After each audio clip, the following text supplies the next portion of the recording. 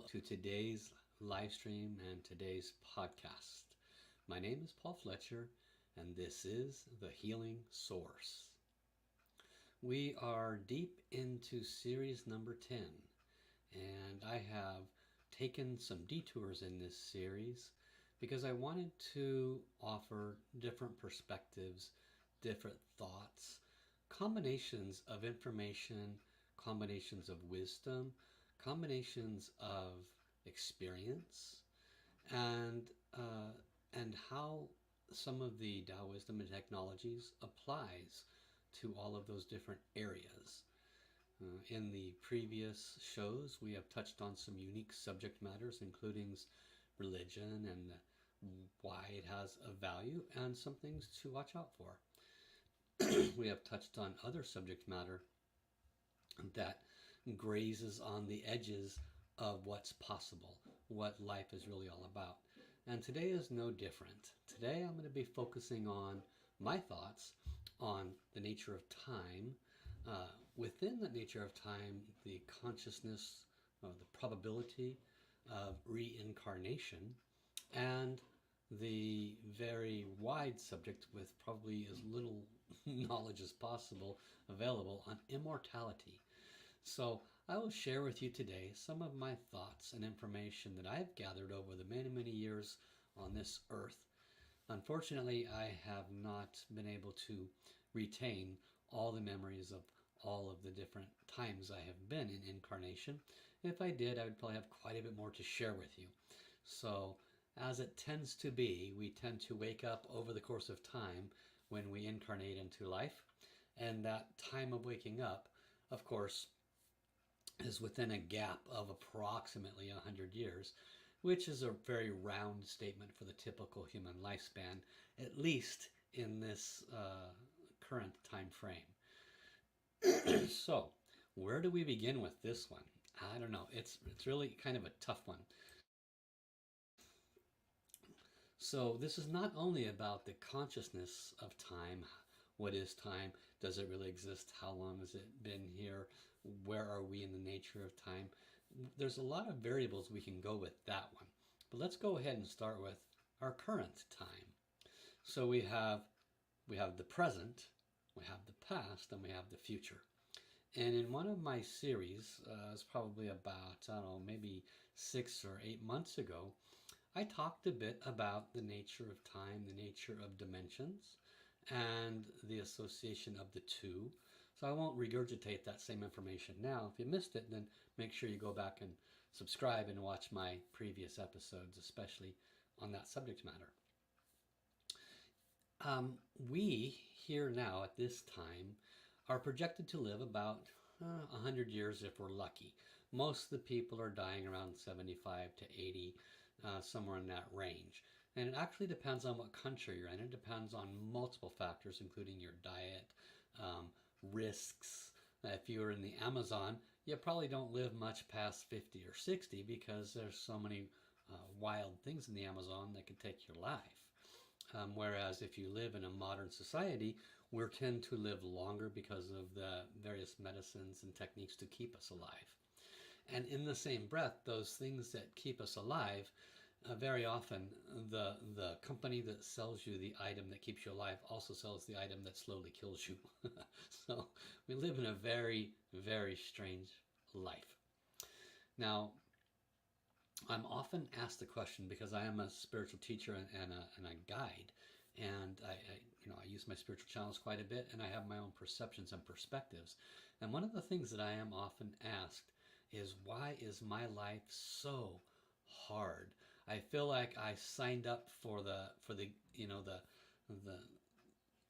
do you call it, the guillotine run, where you can get smacked 50 different ways from when you start here and try to get to the end course. And you're not alone if you're one of those people saying that too. And my statement to the majority of those people that have wide enough consciousness and wide enough wisdom and awareness, first thing I say is, well, do you believe in reincarnation? And if they say yes, and most of the people I'm already aware of if they do or not, then I'll point out that a typical reincarnation when we enter, this third dimensional vibration, we're typically resolving 2 or 3 lifetimes of mistakes. Because our overall goal as a soul, at least according to what I've come to understand, certainly you don't have to believe it, our overall goal is to become enlightened beings. And that means sloughing off all that is negative, enhancing all that is positive, so that we become pure light and pure love. And it just takes many, many lifetimes to accomplish that. And so one of the things that tends to happen is we will reincarnate, and our soul would have an agenda that we at this physical level might not understand. And that agenda would probably include the ability to, or the desire, if you will, to create some good vibration, do good thoughts, good words, good actions to people, create good karma, basically. So we don't want to make more mistakes. And part of our soul's agenda would be to erase or reverse some of the bad ones that we've made, so that we can, of course, become more and more light and less of anything negative. For a typical life, we might have to deal with 2 or 3 lifetimes worth of stuff. We might run into an old flame from a previous lifetime where we made vows of love to them and then broke those vows and proceeded to break some hearts. And so then in this life, we might have difficulty with relationships because we've broken our vows of love. That's an example, okay? So, but in this life, for a lot of people that I talk to, they're just getting their tail kicked. Every time they turn around, something new is whacking them over the head and bringing suffering to either their physical life, their emotional, their mental state of mind. They go up and down in their spiritual journey. The relationships can be quite treacherous at times. Finances can be very difficult. And people wonder, why am I getting it from every angle? And what I share with them is that, in my observation, in my opinion, in my research, this life was one that our soul ran to the front door to get into, because they knew that this time around there was going to be quite a bit of tumultuousness on earth. And they knew that from chaos is born heroes. From great tumultuousness is born great change and great upward mobility if someone is truly on their spiritual journey. So in one breath, it can be quite difficult, because those who are awake and those who are aware on their spiritual journey, they're basically saying, I'm willing to take whatever you give me. I'm willing to go through whatever it takes, because I'm going to complete incarnation. I'm going to stop reincarnating. I'm going to become an enlightened being. At the soul level, we have this great desire. In essence, what that is saying to the universe is, give me all the mistakes I made before and I'm going to work on solving them. So, in essence, we're dealing with 10, 20, 30, 100 lifetimes, 1,000 lifetimes of mistakes, all at once in one lifetime. And in my observation, that's certainly not the normal. And that can go a long way to explain why this life has been so very, very difficult. So why did your soul run to the front of the line? Why did it decide to be first to come into this incarnation? Because when there is great battle between the darkness and light, there is great opportunity for growth, and there is great opportunity for change, and there is great opportunity for the ability to basically to improve on your soul journey. My teacher, Master Sha, once explained that the saints that sit up in heaven, they do what's called Shu Lian, which translates to spiritual practice. And when they're doing their spiritual practice, they're meditating, they are sending love. Maybe occasionally they will come to help an individual soul that they are connected to. And then they go back and they meditate and continue sending love. And he explained that that kind of Shu Lian service builds your light body very, very slowly, elevates you through the dimensions until you get to God realm very, very slowly. Where those that take the risk and reincarnate on earth, even if they could have stayed at a saint level upstairs, many of us here on earth, many of us, not, small amount, are beings that are certainly not, God level, but we have went through a high level of training and we are higher level beings. And yet down here, we're getting our tail kicked. And so a lot of that has to do with our agreement, our soul knowingness to come in, deal with the chaos, utilize it towards our benefit, knowing that great masters and great beings, not just my teacher, Master Sha, who I have great love for because I think he's serving many millions in humanity, but there are many other beings of love and light that are serving others by the millions as well. And those great beings tend to become much more predominant in these tumultuous times. So time and the amount of time that we have can be dependent upon how do we process through the various experiences that tend to be stacked upon each other. And again, we can be having some very, very difficult times with our love life, with our finances, with many different things. But if we are able to see it for what it is, as an example of what I've explained, and we can always, of course, ask for support and help from the source, from the angels, from our own heavens teams. If you are familiar with Master Sha's technologies, there's Tao Water, there's Tao Calligraphy, there's Tao Song, there's Tao Hands and Tao Healing. So all of these facilitate the expediency of moving through and past the various blockages that stand in our way of becoming more love and more light.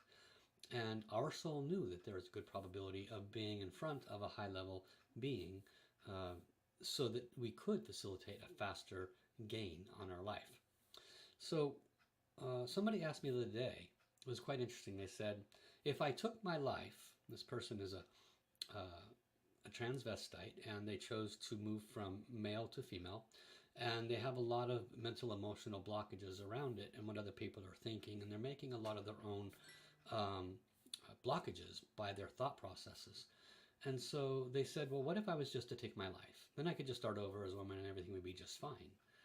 And I shared with them my perception, which I'm going to share with you here, something to consider. I said, what I'm going to share with you may or may not be accurate, but this is my understanding. I said, in this third dimension, we have this thing called time. And I also believe that in all dimensions of existence, there is manifestation. That in the fourth, fifth, and higher, it's instant. What you think is instantly. If you think you're going to be over there at a waterfall next to your friend, then that's where you're at. It's instant. Whereas here in the third dimension, it is not instant. We have this thing called time, and because we do not have a consciousness that instant is possible, which once for the higher level beings right here on Earth, when they completely adopt that truth, then of course they can instantly manifest gold in their hand, ash in their hand. We've seen it before by the high level beings that are physically here on Earth. It's not something that can be questioned. It's actually provable. So instant manifestation is possible, but the vast majority of us don't know it, don't believe it, don't have anything to gauge it against. Therefore, we believe that when we ask for something, it takes time for it to come to us. And I explained this to her, and I said, you have to be conscientious, because in this dimension, you can say, okay, I'm going to end my life. But in my opinion, in my observation, in my limited experience, and in all my reading, and everything that I've ever obtained in understanding life after we end this one here, I said we transfer over basically as what we are right now, but as a soul, into a higher frequency, yes, but that frequency has instant manifestation. So if you transfer over into a higher frequency and you're carrying a woe is me, life sucks, I'm just going to end this life, no one loves me, depression, depression, depression kind of a state of energy, I said that's what you carry into the next dimension. And because it's instant manifestation, you regurgitate it over and over and over, and you never get out of your self-professed loop of self-destruction and anger and hatred and loathing and whatever energy you bring into that next dimension. And I said, it's hard to get out of that. This is, in my understanding, the nature of hell. We create our own hell based on our present consciousness and our presumptive consciousness upon crossing over. So I said, you could create a structure where hundreds and possibly centuries go by before enough light is allowed into your vibration, before you're able to see that you're in a time loop. You don't even know it.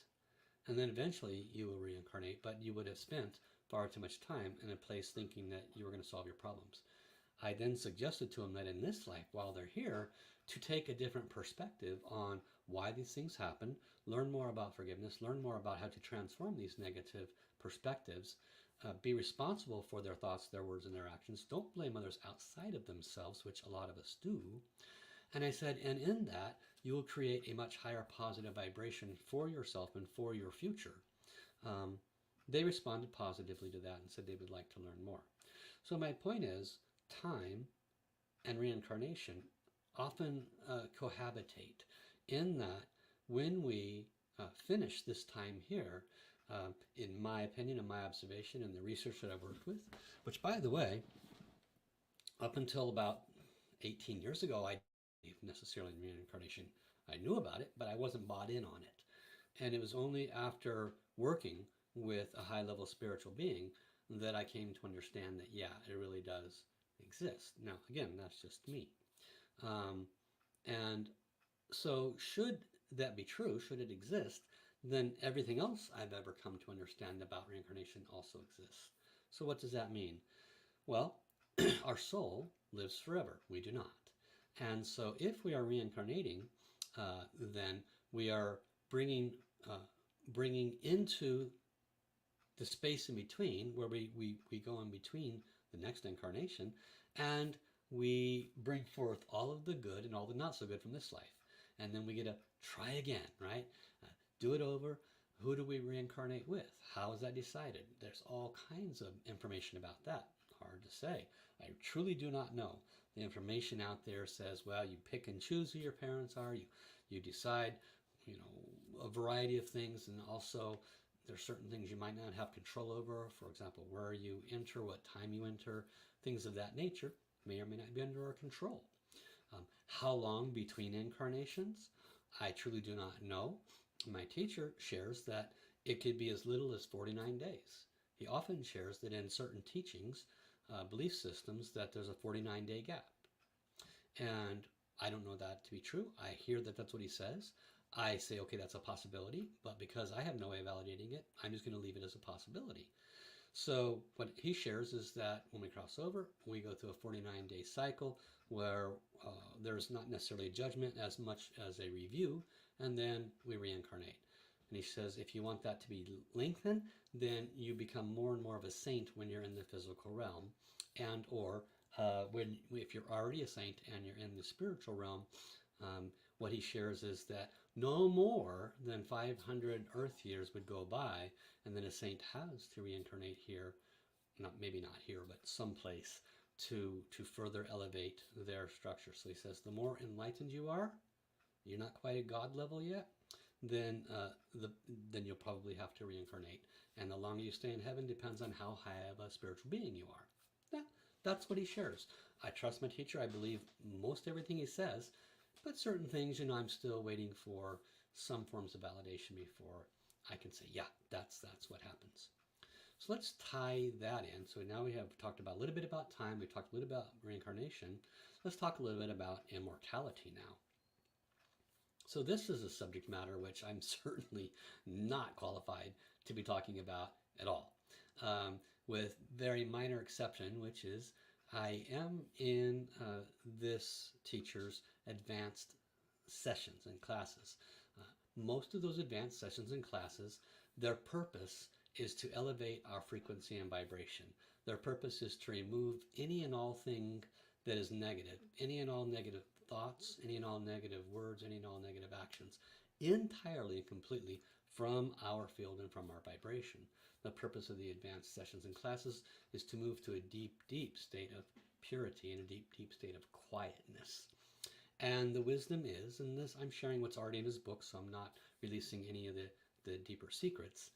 If you want to get the Tao 1, Tao 2 book, or the Tao 3 book, they all use the word immortality on the title. So much of what I share is already in these books. And what he would share is that when you reach these deeper states of emptiness, then you're able to connect to the higher realms, and you actually receive downloads, if you will, of higher frequency and vibration, wisdom and information, and the possibility of reaching a higher level. Now, he also goes on to state that it's very, very difficult, almost an impossibility, although it is possible, to reach a state of immortality, which he then goes on to share does not mean that we remain in this body. He made it clear, immortality does not mean we remain here, because I've talked to a lot of people about it. Like, I don't want to live, 80, 90, 100, 200, 300 years old. Why would I want to do that? I'm just going to be old, creaky, and moaning, right? I'll have no teeth. Why would I want to do that?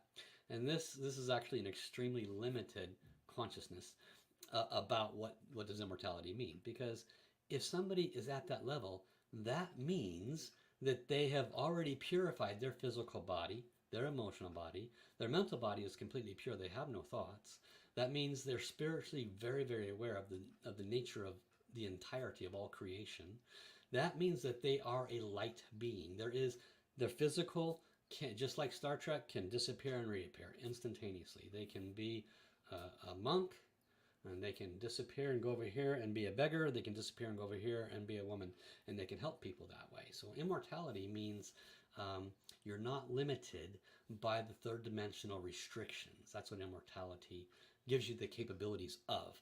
It means you have a very high consciousness of the nature of all creation, and you're malleable through all the particles of creation.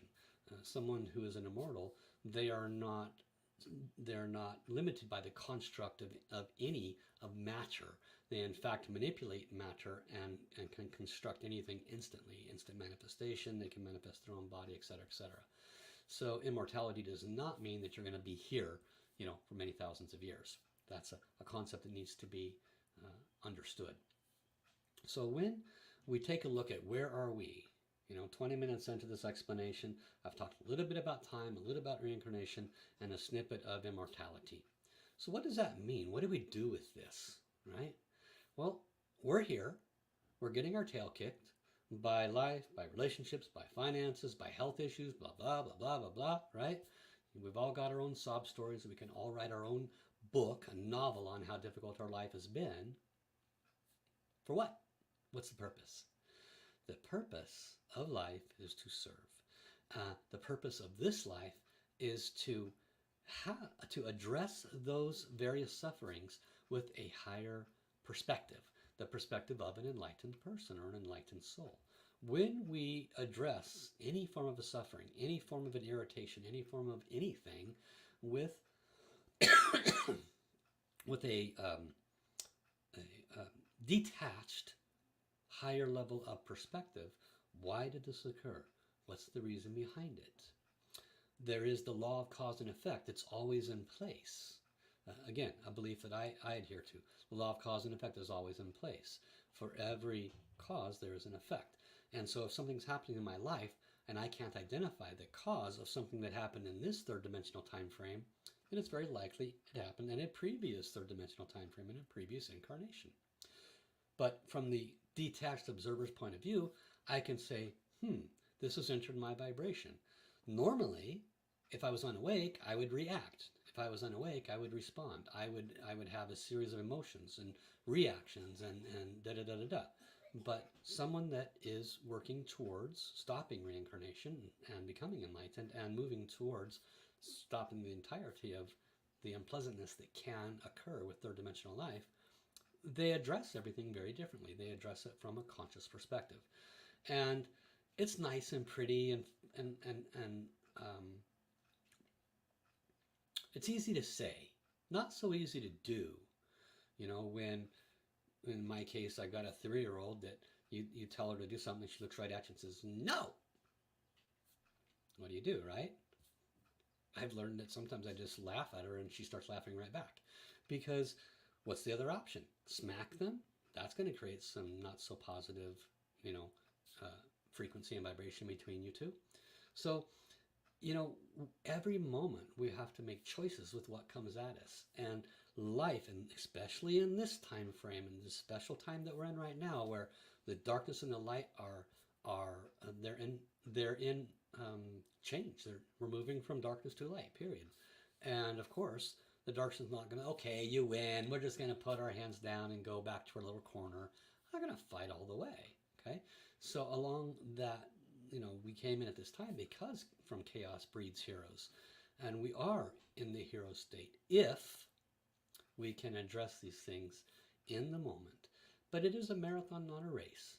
So this is why I really appreciate the wisdom and teachings Master Sha has brought to us, because he in essence has said, I know it's hard, and I'm here to assist you if you want to go down this road. If you're interested in the enlightenment journey, if you're interested in clearing these blockages and not having to deal with them lifetime after lifetime after lifetime, then I have a pathway that can serve you. If not, then that's okay. I have no attachment. I just have a desire to help elevate as many souls as possible on their enlightenment journey. Some people it resonates with, some people call him a charlatan, some people say, no way, I'm a devout Christian, that's hocus pocus. Everyone has a perspective. So wherever they're at on their journey, it's really, really important to honor them. Very, very important. Doesn't matter where they're at, doesn't matter if they say something negative about your journey. Just honor where they're at, give them love, give them compassion, give them forgiveness. And all of this keeps you from creating new negative information between you and that other person. So now I'm going to go down the deep end a little bit. We're going to expand into other possibilities. We've talked about time, we've talked about reincarnation, we've talked about immortality. And all of this is specific to our experience here on this plane, on this planet. What about other dimensions? What do souls do in those other dimensions? What about life inside of us? Our Master Sha teaches that everything has a soul. Don't you think one of your cells is trying to reach a higher evolution? Maybe it's trying to become an organ. Maybe that's the next level. Maybe an organ tries to become a system. Maybe that's the next level. In other words, if you go all the way down to the smallest bacteria on Earth, and then all the way up to us, and certainly above us, there's always something that's in a process of evolution or in a process of frequency shift to a higher frequency. We tend to perceive the entirety of all creation through our five senses, and we tend to try to bring ourselves to life based on what we've learned up to this point. Nothing wrong with that, it's the best we've done. But to assume that we have all the knowledge necessary to make the best decision is really a massive ego. So the person that can move the highest in their spiritual evolutionary journey is the person that recognizes, I am so far from knowing everything needs to be known, and I will work with what I have, but I will not fall into the trap of assuming that when I analyze something with all the information that I have, that I am absolutely right. That would be a big mistake. Of course, sometimes we have to make choices, but we want to always leave bumpers and space around our current knowledge to allow for more to enter. One of the things on a little off note that my teacher would say is, he says, in the ancient traditions, one teacher would pass on the wisdom to one, maybe two students. And this was to protect heaven's secrets, because you cannot release heavenly secrets without permission. And he said, when I was given the task to help enlighten as many in humanity as possible, I released a lot of the ancient secrets from many, many thousands of years ago. And he said, I always ask permission, but what I've discovered is that the more I empty the closet, the more new wisdom comes in that I never received from many of my master teachers that taught me. He said, so there's so much more that heaven has not released that I'm able to both perceive, receive, and then share with others because I've emptied my closet. So that's an interesting piece of advice for you as well. Real briefly, and I'm going to talk about this quite a bit more next week, what about life that's not here on Earth? What about life that's within Earth, or life that's outside of us? Are we the only planet? Is there life in other places? Science will tell you there's a possibility here. There's a maybe there. There appears to be oxygen there. There appears to be water there. So there's a possibility of life. For those that say, this is it, or Earth is it, there's no life outside of here, they're living in a very, very small world of possibility. It's kind of like you hit the wall and say, that's the wall, there is nothing beyond this wall. And there's no space in there like I described. You want to leave room and bumpers and space for more possibilities. You want to clean out the closet of the things that we think we know so that a wider girth of wisdom and information has the potential of coming in to awaken us. It is my personal belief that within the next, I would say, 3 years, the world will no longer be able to deny that there is life outside of Earth. I personally believe they've been here forever, like hundreds of thousands, hundreds and hundreds and hundreds of thousands, probably billions of years, life outside of Earth. That's my own personal belief. But certainly they've been in and around this area for many hundreds of thousands of years. I think they've had a direct impact on our life. And I think they've even had a direct impact on the various belief systems and religions. So there's a lot that goes down various rabbit holes, I guess you could put it. And in the spiritual journey, we don't want to go down those rabbit holes too far because it takes us away from simply going within. The key to the higher levels of enlightenment and immortality is simply going within and having less. And I know that is true, and I am moving towards that. But I also want to say that if we are oblivious of and ignorant of the possibility of life outside of us, or life, for example, within Earth, then we are causing ourselves to be in a space of ignorance that does not allow for our soul to have a wider growth, a wider understanding. Because the moment we do reach enlightenment, the moment we do reach a state of immortality, which there are two different ranges. Enlightenment is far easier to reach than immortality, far easier. So when we reach a high layer of enlightenment, all of a sudden there's a cascade of wisdom and information about life everywhere. And the aha moments come on, we realize just how minuscule our comprehension has been here on Earth. Okay, it's like the ant discovering humans and airplanes and cows and other countries. The ant discovers something called, a redwood tree. The ant discovers something called an airplane. The ant discovers something called, a rainbow. It's always been there, just like all of these things I'm mentioning have always been there. But if we're oblivious to it or we don't allow space for it, then we're missing the point. So source is unlimited. There is, source is often described as everything within the circle. But that circle is ever expanding because every thought you've ever had expands the circle. Just me talking to you expands your thought, expands the circle. So creation is always creating. It is never not creating. And that goes in all possible directions, in all possible dimensions. Again, I shared with you, I'm not going to regurgitate the dimension and time conscious thought process that I've obtained up to date. I did that about 6-8 months ago. Go back and listen to that. But it will give you some enlightenment on the nature of our senses and how we limit by our 5 senses: touch, smell, sound. If I can't see it, it must not be real. If I can't smell it, taste it, if I can't describe it with my scientific mind, it must not be real.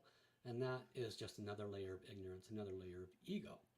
Hope that doesn't hurt anybody's feelings, but if it does and it causes you to open your box a little bit and think outside the box, well, great. So this is a big rabbit hole of possibility. I just wanted to give you that information today.